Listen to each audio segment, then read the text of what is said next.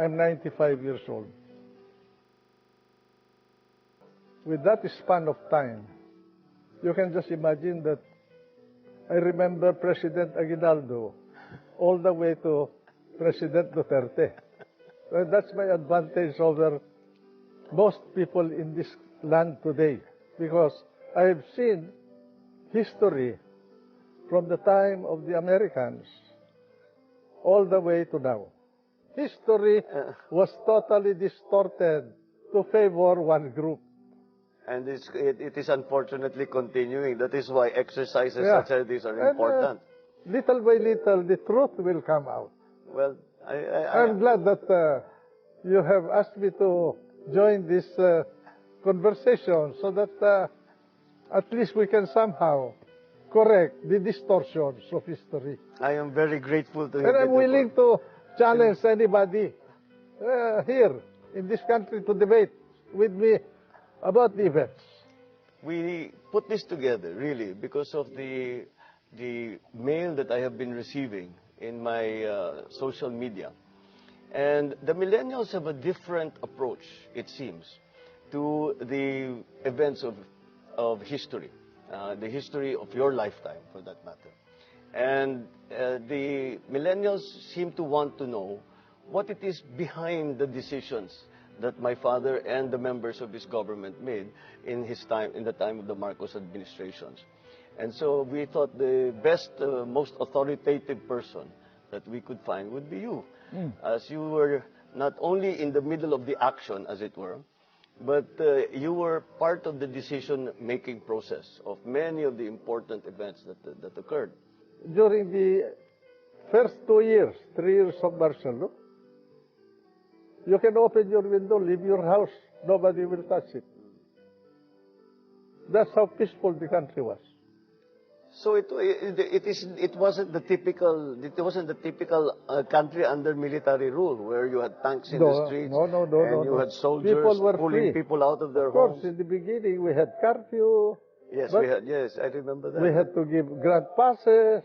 So, Tito, the account you're giving as to the approach, the build-up towards the declaration of martial law and the actual implementation of it and the enforcement of the military rule is very different from what we are hearing. And for you, Tito, for example, I mean, I hear it too, but of course it's a different. You come from a different perspective. What is the biggest fallacy that young people now are being fed about the reasons behind and the actual events of martial law? They claim that we killed a lot of people. When I was interviewed by someone some time ago, I challenged her. Name me one that we executed, what we killed other than Lim Seng. What was the accusation? Was that the summarily executed? That we had 70,000 persons arrested, too, which was not true. Maybe if they will include the people who violated curfew and the jaywalkers, maybe you can reach that number. But anyone who was people can go out at night. They can go out and fish. They can go out to farm. They can go out. They were free, in fact. Of course, if you are a member of the rebel group or a warlord or who violated a criminal law, you have to be arrested, whether you have martial law or not. It sometimes, I'm mystified sometimes by the lack of understanding of the simple fact that if you attack the government, you attack the state needs to defend itself. Of course. And that's why fighting would break out. And name me one person that was arrested because of political or religious belief during that period. None. They were all for criminal acts. Name me one person that was arrested simply because he criticized President Marcos. None. But there were a lot of critics still very, very vociferous and very speaking out against him and his administration, even during the martial law, when the country was under martial law. Jovi Salonga, for instance. Oh, He was involved in the Light the Fire movement and many others. Very few were arrested. And they were released. They were inconvenienced for a while, but they were released. The late Pepe Jokno, he didn't want to be released. I told Pepe, just sign anything and just get out of here. I told him. All of that seems to have been lost in the accounts that we hear now. Well, I cannot blame the so-called millennials when they were born in 1980, no? Let's say, Yeah. Well, they did not know anything. They just, what they know is what they read or heard. And it is... They read something that was based on inaccurate facts. During martial law, there were no massacres like what happened in Benjola during the supposed democratic government of Cory Aquino.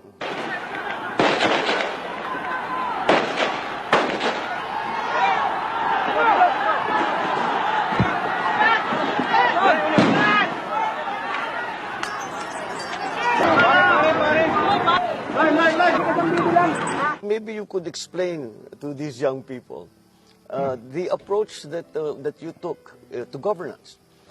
Kasi Tito, I remember when I was young, I would listen to my father's speeches and lagi kong naririnig the phrase nation building.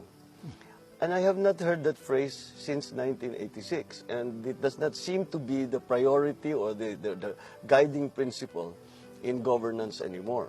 You mentioned about nation building, which was a battle cry of the Marcos government. That's right, Tito. That was all included in the national plan that was prepared by the brain trust of your dad. And that covers infrastructure, agriculture, energy, and education. And that's why when we started with agriculture, he established irrigation canals, especially in the north and in many parts of the country. And then he went into electrification. The national electrification that we have started with your father. He started the geothermal sources of energy in the country today, which is helping the economy. And then later on, as a part of his national plan, education of the people. And that's why he created the system of state universities that expanded the educational system in the country and made education cheaper for the people. And so many others. He introduced land reform. That's why he was very conscious of the sale of Hacienda Luisita during the Garcia administration.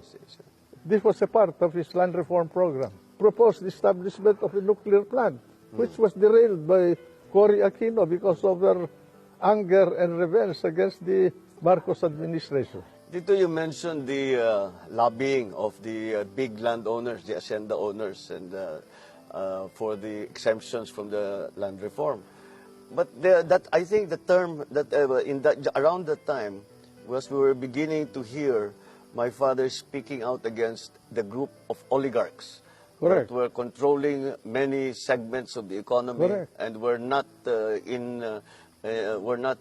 helping or supporting the national program. Oligarchies existed during the time of your dad and even before that. And even now, they are still around. They control the economy, they control the agriculture because they own the haciendas, they control the communication. They want to control even government. If you will remember, you have to talk to interest groups to be able to run for public office in those days. Controlled Meralco, they controlled the media, they controlled the newspapers and the radio, many facets of the industry. The industrialization of the country was controlled by the so-called oligarchs of the land.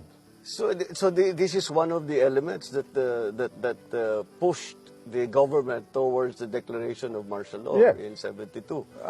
Apart from the fact that indeed there was a need of it, because what was the social condition of the land at this point. We were dealing with separatism in Mindanao. We were dealing with a very strong communist party. We were dealing with the onset of drugs menace in the country. We were dealing with landlords, political warlords over the land, and the high criminality in the land. And what was our instrument of power at that point? We had only less than 50,000 in the armed services. That included the constabulary, the army, the Air Force, the Navy, and the Coast Guard. And our weapons were carbines and Garands of World War II vintage. World War II vintage. Against the Belgian FALS, the Kalashnikov or AK-47 of our adversaries. I think nakakalimutan dito the extent of this warlordism and the size of the private armies. The size of firearms in the hands of the civilian population was much more than the capability of the armed forces of the Philippines and the constabulary. When martial law was declared, there was an amnesty. We harvested about 600,000 guns all over the country of all kinds. As opposed to our 50,000... Less than 50,000 to be exact. I think we had only about 48,000. Uniformed services. Yeah. So that people do not realize the extent of the warlordism, because I don't think we have the modern equivalent. Apart from these factors that I told you, their political organization, especially the political organization of the Communist Party of the Philippines, was extensive. They have a united front that was very strong. Until now, that united front is operating through the NDF. Oh. They covered labor, the universities, academe, farmers, fishermen, women, teachers, all over. They infiltrated even the church. And we did not only have the armed elements of the Communist Party and the separatists, we have the Christian Liberation Army. Even the church was involved. So in that time, the government assessed that the largest security problem was the communist insurgency. Correct. And that is that the martial law was really a response to that. Correct. One of the reasons why President Marcos finally declared martial law, very few people will remember this now, was because there was already a working coalition between the Liberal Party and the New People's Army, the New Communist Party of the Philippines, headed by Sison at this point. And President Marcos realized that the country was too fragile, with a very limited military capability to contain the problem. But this is something new.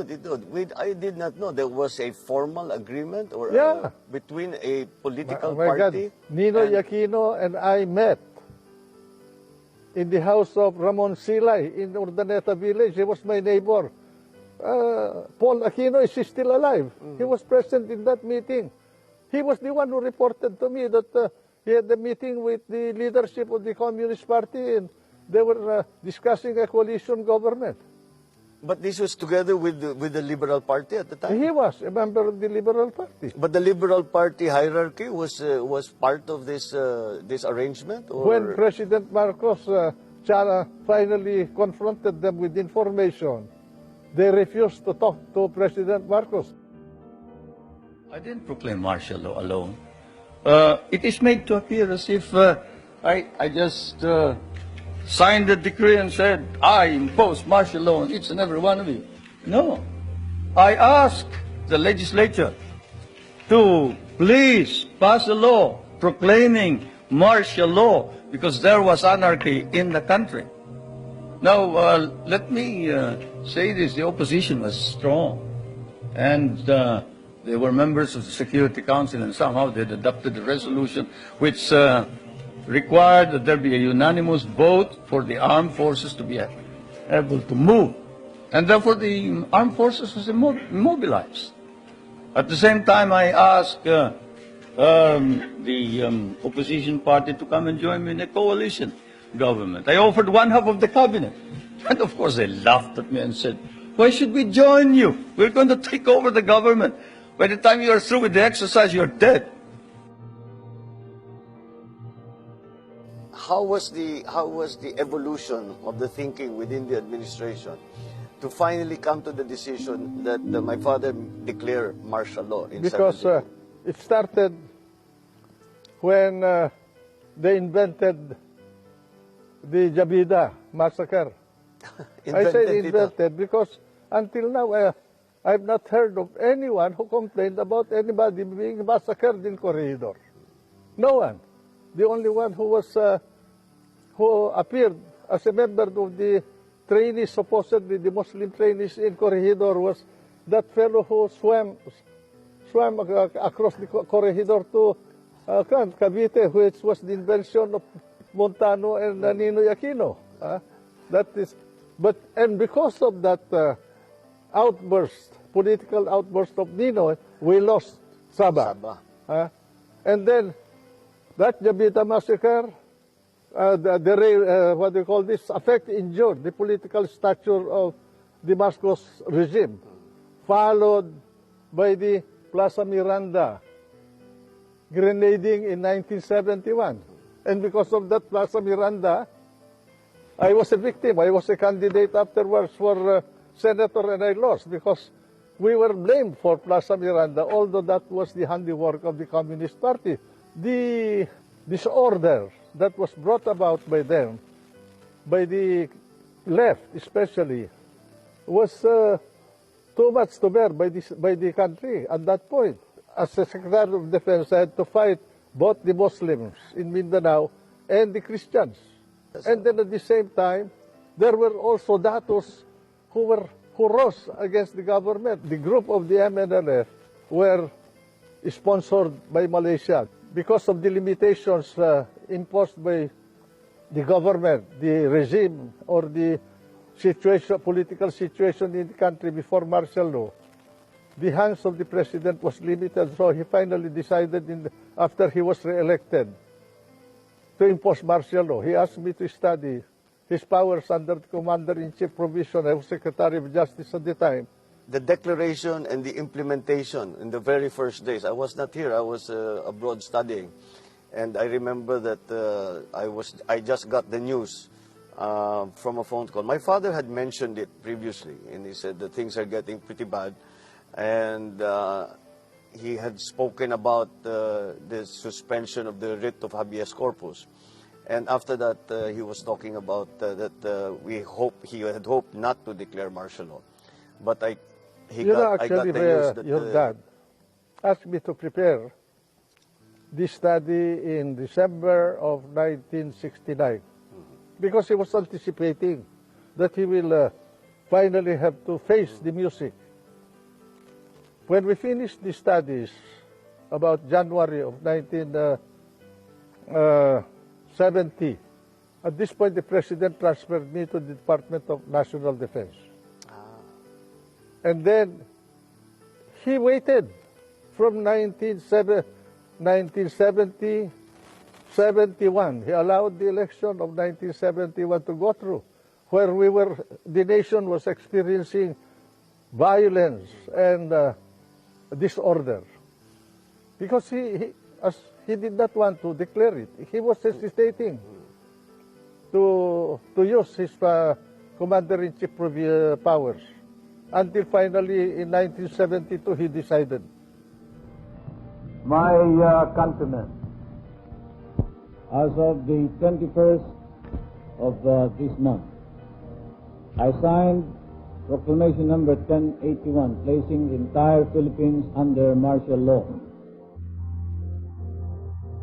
So it's not remembered very well, or it is not well documented, or it is not well disseminated about how large and how severe the problem was of the communist uprising and we still see the fighting in Mindanao, but it's over a different different Well, ideology we now. were able to arrest all of the leaders, including Jose Maria Sison, Juliet, the wife, and several of the leading commanders of the Communist Party, and emasculated the organization until later on, when we had, after EDSA, Cory restored the problem because he released all the leaders of the Communist Party, and then, including Father Balweg of the Cordilleras, and then brought back Miswari from Saudi exile yes. to revive the MNL problem. And was there a reason stated That for is where why I they parted did ways that? With with Cory. Oo. In the face of all of this, I think we come to the question: how did you think Cory did as president? Did you think she wala kami dito, so hindi namin alam masyado yung mga detalye. You know, Bongbong, having been involved in the cabinet of President Marcos, and I'm not saying this to denigrate anybody, I was dismayed when in my first cabinet meeting with Cory, he did not make any decision. I'm sorry to say this, but I realized in that first meeting that I had in that cabinet, that the president that succeeded Jordan did not know anything about governance.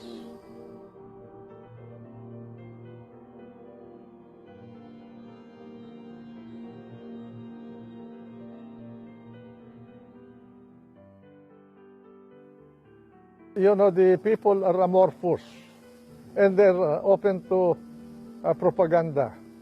And these people are expected. You believe that propaganda was a very large aspect of the yellow movement? They have always been like that. Even during the time of your father, we were. They have people in all the media outlets.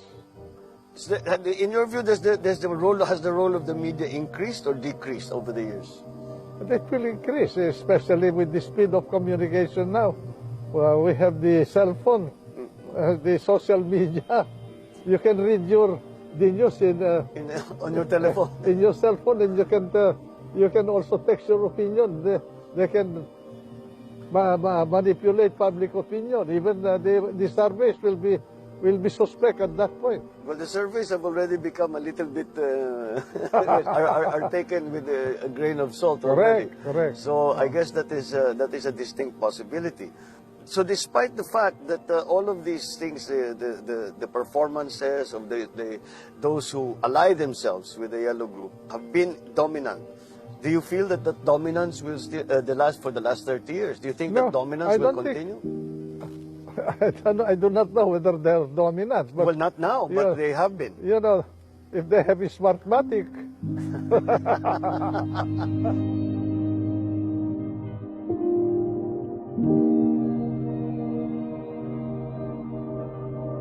Bongbong, when I was in that government, I knew that I was there only temporarily because from the very start, I was actually like a pariah in the cabinet of Cory.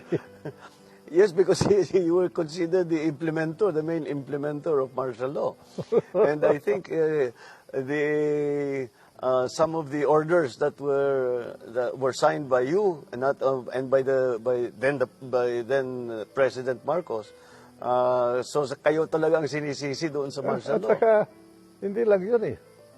1 month after your father departed, I thought he will reopen the Batasan Pambansa. No, he did not reopen. What she did was to consolidate power unto herself by writing her own revolutionary constitution and assumed the powers, the executive power and the legislative power The only thing she left was judicial power. In the face of all of this, I think we come to the question: how did you think Cory did as president? Did you think she wala kami dito, so hindi namin alam masyado yung mga detalye. You know, Bongbong, having been involved in the cabinet of President Marcos, and I'm not saying this to denigrate anybody, I was dismayed when in my first cabinet meeting with Cory, he did not make any decision.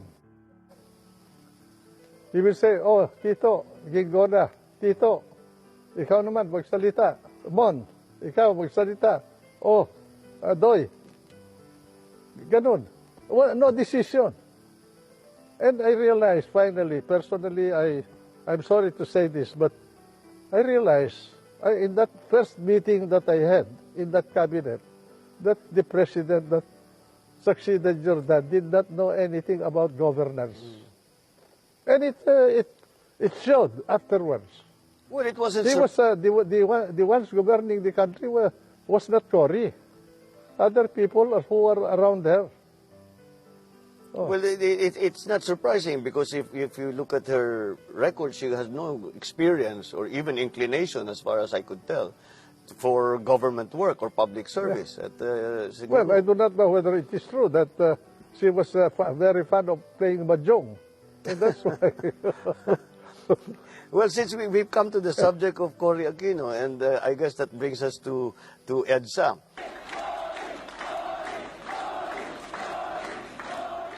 We've had more than one, we number them, EDSA 1 and EDSA 2. But this popular uprising has become already a part of the political narrative or the political methods of unseating a government or bringing a government down. In your view, is that a good development? Should it be part of the narrative? Should we choose our leaders this way? You cannot prevent people from marching in the streets to peaceably assemble for redress of grievances. That's constitutional. But in the case of the first EDSA, the question is why EDSA? Who decided that the event must be in EDSA? Cory did not decide that. None of the Liberal Party people decided that. They were all gone. They were in Cebu. While the drama in Manila was unfolding, Aquino was in the southern city of Cebu, continuing a post-election campaign advocating civil disobedience. It was there because we went to Camp Aguinaldo, yes, right. And that is where the confrontation took place. Now, as far as we were concerned in the RAM, we never planned to involve the people. It was plainly, purely a military action. But with one condition, that we will not harm the president and his family. It just happened that it burst that day because of things that I do not want to discuss now, no? Involving a group of generals who had also a political plan. I do not know whether your father, I'm sure your father did not know, or your mother. But they had a political plan for the country. To establish an alternative government. From my point of view, I had to do something about it at that point in our history because I was involved with the military. I was the head of the Department of Defense. I did not involve the generals of the military because they were involved. And so I had to work with young people in the military who were idealistic enough to agree to protect the interest of the country and the Filipino people without involving the people themselves. You see? But God was with us because that event turned without any bloodshed, turned out to be bloodless. No? Yes. Oh. Because your father restrained himself. I understand you gave them orders to wait. I told them to wait because there are massing civilians near our troops, and we cannot keep on withdrawing. They asked us to withdraw yesterday. When I talked to Mr. Enrile, he said he talked to you. We withdraw a little. My order is to disperse. We cannot withdraw all the time, Mr. President. Without shooting them. No, hold on. You disperse the crowd without shooting them. I remember many of his advisors at the time in the palace, while we were observing what was happening in the camps with you and General Ramos. Many were advising him to I read the book attack. of Art Armisa, no? And I saw the restraint of the president as gleaned from that book. And I saw also the folly of our plan to assault the palace. If we assaulted it, we could have been massacred. Because at that point, you were prepared already. We were very well prepared. I think it's the first time we are able to talk about it. We would have been massacred there, you know. In fact, but I think there was a guiding hand that more or less controlled that event. By the way, I did not know that your dad was sick, huh? If you remember, I went to the palace. I do not know whether you heard about this. July of 1985, I was resigning. Why were you resigning? Because some people reported to the president that my men in the Department of Defense were scaling buildings at night.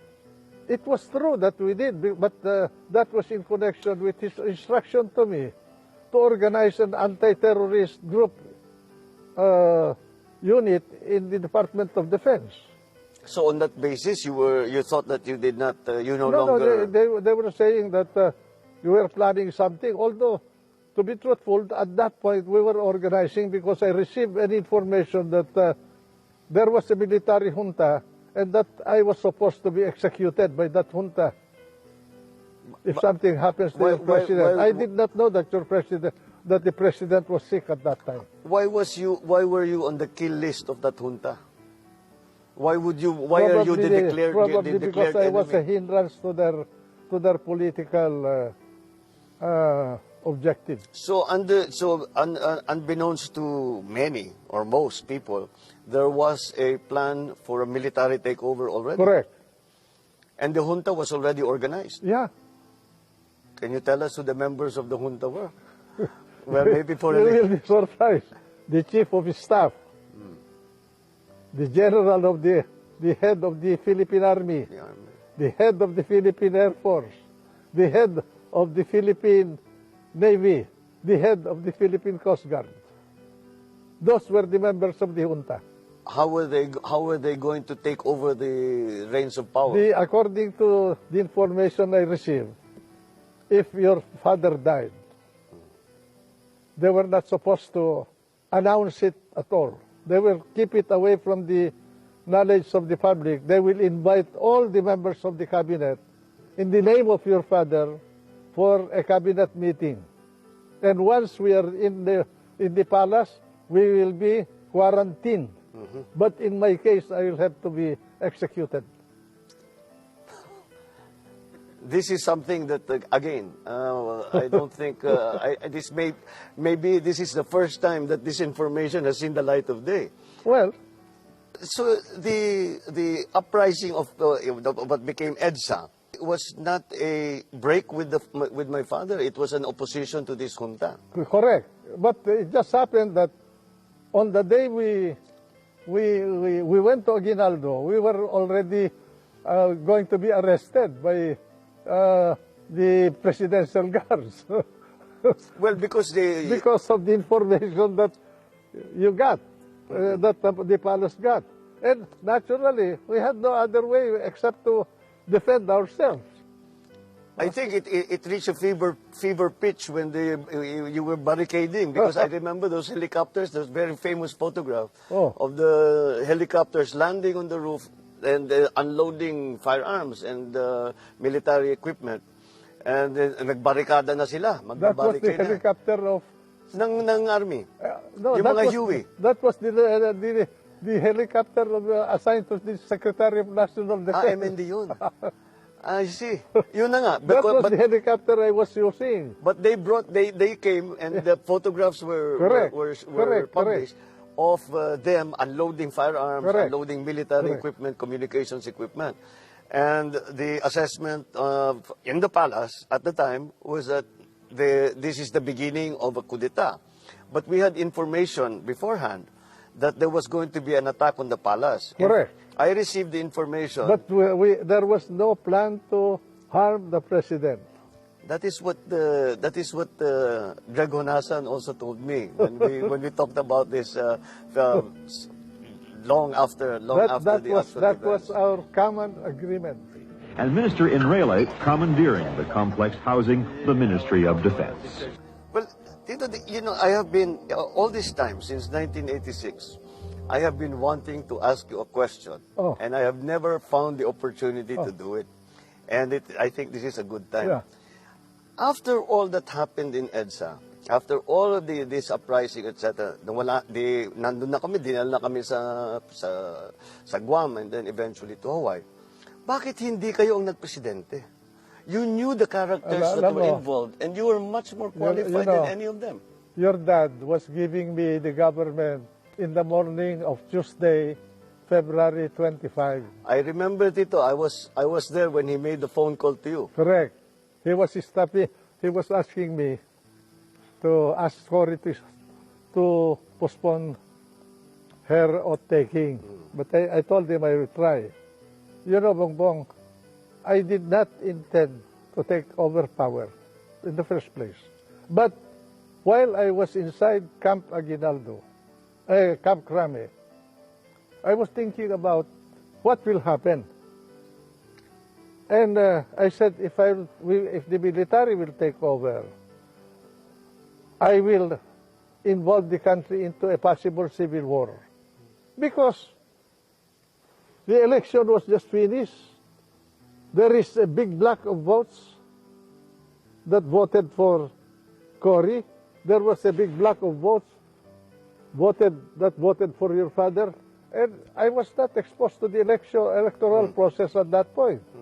I'm sure that if the military took over and I assume power, I will have enemies inside my military organization also. Then there is a possibility that the two forces that fought in that election will combine. Was it likely? It's possible. I suppose yung tropa namin and those who were opposed to you within the MND center. And then you have the bulk of the military at that point, who did not know where they will situate themselves. All of that I thought about it. By the way, Monday night, I called for Jimmy Ongping to come to Camp Crame, and I said, this event that is happening now will be a protracted event. Let us organize a provisional government to handle the running of our revolutionary government. I said I proposed 5 cabinet positions: just defense, finance, local government, justice, and foreign affairs. Sa inyo yung 4, kako, na posisyon. Sa amin yung defense. Because I wanted to balance their political forces against the military forces.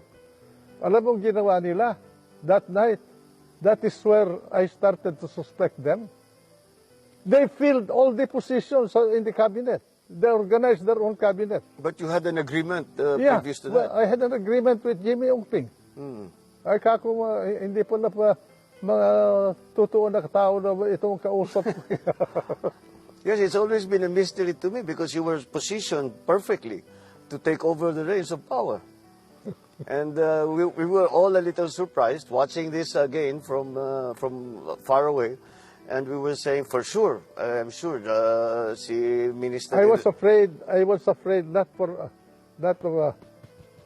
for myself, but for the country, that it will cause a bloodbath. I think you were similar in thinking to my father because one of the reasons, and I asked him this directly, is that why were you so hesitant to use force in 1986? Nung talagang papasukin na yung palasyo, binobomba na tayo, binabaril na tayo, ganun. Why were you not, marami naman kaming tropa, we were very well prepared. Because as I said, we received the information of an imminent attack. on the palace 1 week before you and General Ramos went to Krame and made your stand in Krame. So we had the chance to prepare. So we were wondering why did we not fight back with force? And he said that would have been the beginning of a civil war. Yeah. Which I think is exactly the way you saw it. That afternoon of when you left the palace, I do not know whether you were with the president. I was. When he called me, first he asked me, "Do you have any troops around the palace?" I said, "Mr. President, we do not have any troops around the palace."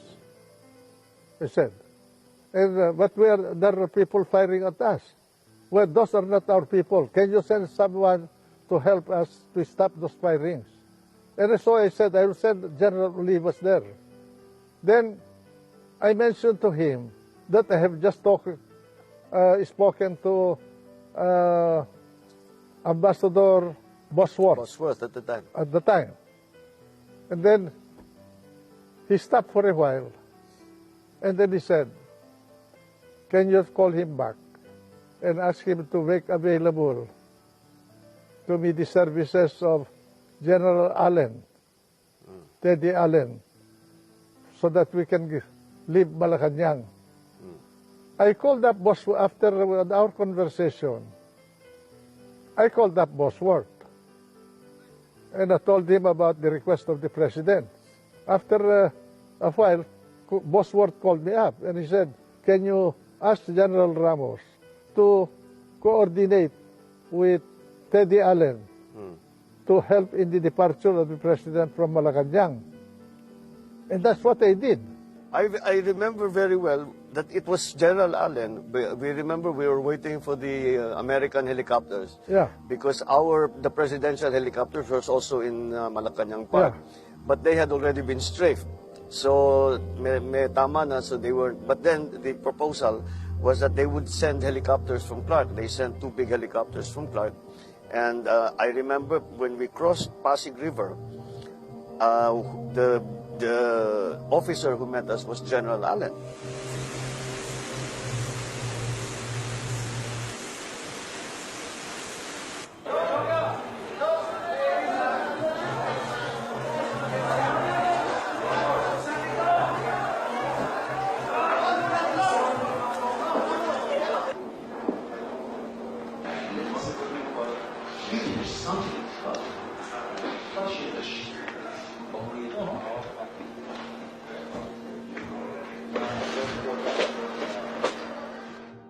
After I talked to the president, I rode to Wakwak, to the house of Josephine Cojuangco, the sister of Cory, because that's where she was. Cory was there. And then when I arrived, his whole cabinet, the people who became her cabinet officials were there, and Doña Aurora. And then I reported to Cory about my conversation with your dad, as well as my conversation with Bosworth, and that the president, your dad, was departing Malacanang. And then Cory did not know anything about that event. She called Bosworth. And then I remember Cory saying, shouted over the phone, "No, I do not want him here. Yes. Take him out." That's it. I remember that. Yeah. I remember that. That was in the middle of the night already. We were already in Clark. The Americans were still did not know quite what to do with us. The original arrangement is that we will be flown to Ilocos. Cory requested that from Bosworth when I made the report to Cory. And because of the interregnum, the gulo at that point, probably the transmission of the information to the operating units of the American military was delayed. Well, we were awoken. Well, we hadn't slept, but it was in the middle of the night. I remember General Allen asked to see my father, and I said that he's resting and he's not in the best of health. And what is it about? And he sat us down and he said that we were surrounded by NPA forces and that there were two columns of NPA units coming. There were no NPAs. Well, that was already, they misinterpreted the Poway to Hawaii. that was what eventually became the joke. On that basis, they said, we have to fly you out immediately. And instead of going to Poway, and the excuse that was given was that we cannot fly to Poway because Poway does not have lights to land in the middle of the night. And Because, you know, I knew that your dad had an intention of going up north. Because in the morning of Tuesday, he asked, if I go north, do you think I'll be protected? Of course, I told him. And if I get out of the country, can I come back? And of course, Mr. President, you're a president of the country, you're free to come back to the country. Those were my answers to him. Oh. so it was very much a decision at that time na ayoko dyan. Basta get him out of the country was then Cory's decision. Siguro sabi nakinig sila kay Cory, yung mga Amerikano, because sabi niya, peremptory yung kanyang sabi. No, I do not want him here. I take him out of the country. Well, that seems to be the same report that we got. And actually, eventually, the Americans told us that we were actually said the instruction was that not to be brought anymore to Ilocos, but to be taken out of the country. So Tito, let's take all of this now. With this as the foundation of all of the as a historical background, context. The history was totally distorted to favor one group. And it is unfortunately continuing. That is why exercises such as these are important. Little by little, the truth will come out. Well, I'm glad that you have asked me to join this conversation so that at least we can somehow correct the distortions of history. I am very grateful to you. And I'm willing to challenge anybody here in this country to debate with me about the events. Well, Tito, your knowledge and your perspective is based on actual experience and actual facts. I think that is the difference between you I did not and want to those that factual have been facts. challenging you. I have not lied to the people. I have not manipulated the events. I dealt with them as I faced them. Well, Tito, on that note, Thank you. I know it is for me to thank you for allowing us a view into the... Anytime, any place, I'm always at your service. Just thank you very, very much.